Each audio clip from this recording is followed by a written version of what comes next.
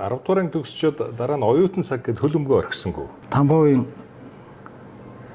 химийн их сургуулийн курсант болоод явсан.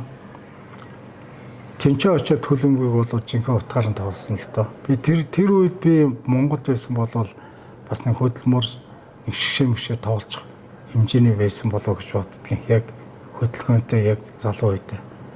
Намайг очиод Тамбовын хөлбөмбөг мэддэггүй байсан. Би очиод бүх оюутнууд Монгол оюутнуудад зааж ирсэн, сургаж ирсэн, дагуулж ирсэн, дуртай болгож ирсэн. Вьетнамын, Германы, Унгарийн бүх агуудад тэдэн нойлоор хожигддаг байсан байхгүй. Жилийн дараа бид нар эхлээд Польшудаа очдог байсан.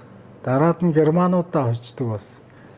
Тэгээ хамгийн амар тоглодог улсууд нь Вьетнамд амар хурцтай.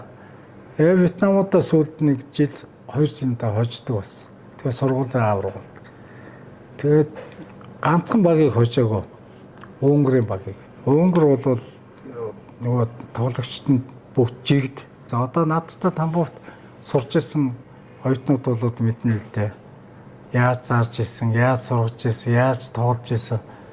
Ер нь тэгээд хөлбөмбөг өшгөлдгүй хүнийг зааж өгöd тэгээд нөгөөдөг чинь сарын дараа 2 сарын дараа хөлбөмбөг дуртай гүйж явдаг гэсэн тий.